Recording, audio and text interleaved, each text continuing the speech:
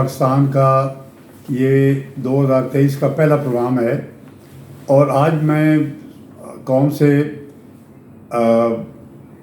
وہ بات کروں گا کہ جو کہ پاکستان کے امپورٹنٹ ایشوز ہیں جن پہ اگر پاکستان فوری طور پہ ان کا حل یا ان کے حل کے لیے تگ و دو نہیں کرے گا تو پاکستان اپنا اہداف کو حل نہیں کر سکتا۔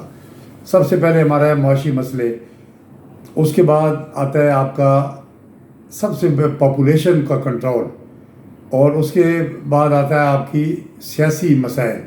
جو موجودہ سیاسی نظام ہے وہ بالکل فیل ہو چکا ہے پاکستان کے پرابلمز کو سالو کرنے میں، اور اس کے بعد پاکستان کی سیکورٹی وہ بہت بڑا ایشوز ہے، اور ہیومن ریسورس ڈیولپمنٹ، یہ چار وہ ایشوز ہیں جن پہ اگر پاکستان فوری طور پہ عمل کرے تو انشاءاللہ تعالی ہمارے معاشی اور سیاسی اور تمام جو مسائل ہیں وہ ایک کے بعد دوسرے حل ہونا شروع ہو جائیں گے۔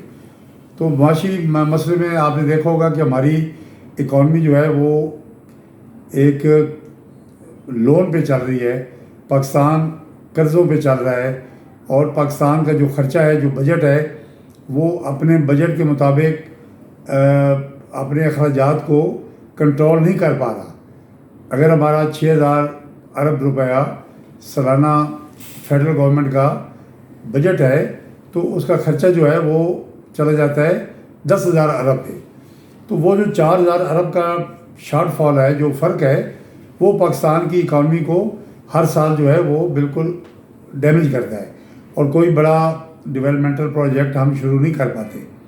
سب سے پہلے تو ہمیں کرنا یہ ہوگا کہ ہم اپنی پروڈکشن بڑھائیں، نوجوانوں کو کام پہ لگائیں، ان کو اسکل سکھائیں، جیسے چائنا نے کیا، انڈیا نے کیا۔ اب انڈیا نے آئی ٹی میں 104 ارب ڈالر کی ایکسپورٹ ہے، ہماری 4 ارب ڈالر کی ہے۔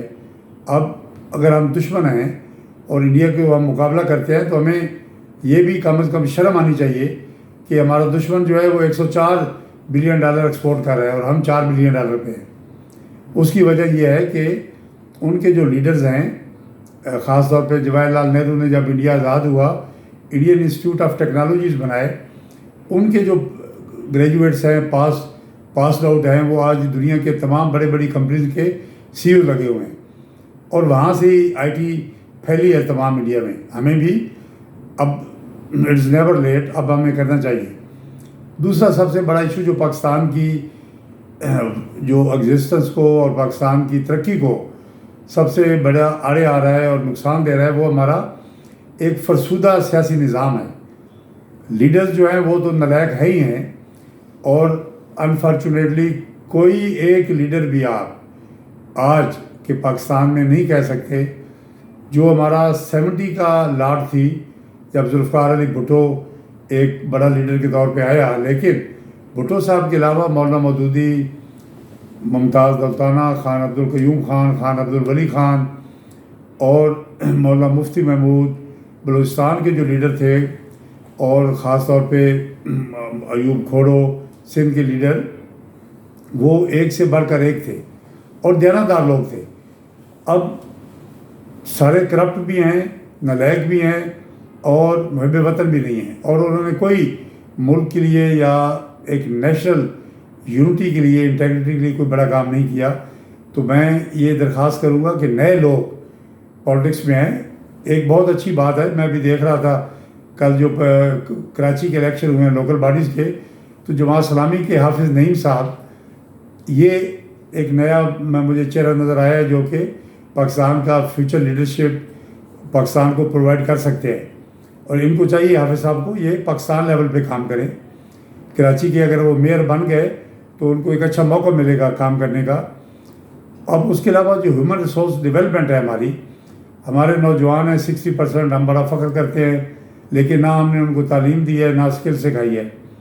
ان کو ہمیں اسکل سکھانی چاہیے تاکہ وہ پاکستان میں اکنامک جو ڈیولپمنٹ ہے اس کام کو آگے بڑھائیں۔ اور سب سے جو بڑی بات ہے کہ ہماری جو سیاسی نظام ہے اس میں فوج اور سیاستدانوں کا آپس میں مل کے بیٹھنا اور ایک مل کے لائے عمل طے کرنا بہت بڑا ضروری ہے۔ اور فوج کے لیے اکنامک ڈیولپمنٹ آپ ماڈرنائز کرنا ہے اگر اپنی آرمی کو، تو پیسے کمائیں، اپنی معیشت کو بہتر کریں. تو یہ وہ چیزیں ہیں جو کہ پاکستان کو فوری طور پہ جن پہ عمل کرنا چاہیے. اور جو ابھی انہوں نے ایک امیچورٹی کا ثبوت دیا ہے، خاص طور پہ جو میں کہوں گا جو پی ٹی آئی ہے، پی ٹی آئی نے سب سے پہلے اپنی نیشنل اسمبلی توڑی. اب کہتے ہیں آپ نے اسمبلی بھی جانا ہے. بھائی کیوں جانا ہے؟ آپ نے کیا تکلیف ہے آپ کو؟ آپ نے جب اسمبلی توڑ دی تو آپ بیٹھے پھر آرام سے. پھر آپ نے 2 صوبائی اسمبلیاں توڑی. پھر آپ ابھی بھی کہتے ہیں جی آپ ہم راضی نہیں ہیں، میں خود جاؤں گے، ابھی ہم نیشنل اسمبلی میں ہم جائیں گے. تو پی ٹی آئی اپنی سیاست کو میچور کرے. پی ٹی آئی کی سیاست بالکل امیچورٹی پہ ہے. اور عمران خان صاحب اپنی قیادت اور اپنی جو ایک پیشن ہے، ذیل ہے، اس کو وگر کو ہے، اس کو ضائع نہ کریں. اور میرا یہ مشورہ ہے کہ میاں نواز شریف صاحب جو ہیں اب ریٹائر ہو جائیں، ان کا کرنے کا کوئی کام نہیں. اگر وہ آئیں گے تو پاکستان میں میرا نہیں خیال کہ وہ کچھ کر پائیں گے. مولانا فضل الرحمان بالکل ریٹائرمنٹ کے لیے بالکل سوٹیبل کیس ہے، ان کو بھی ضد نہیں کرنی چاہیے. اور جو بڑے ہمیں بلوچستان میں اختر جان مینگل، ان کو چاہیے کہ وہ قومی سیاست میں آئیں. اور مالک بلوچ صاحب ہیں ان کے نیشنل پارٹی کے سوری، ان کو آنا چاہیے قومی سیاست میں.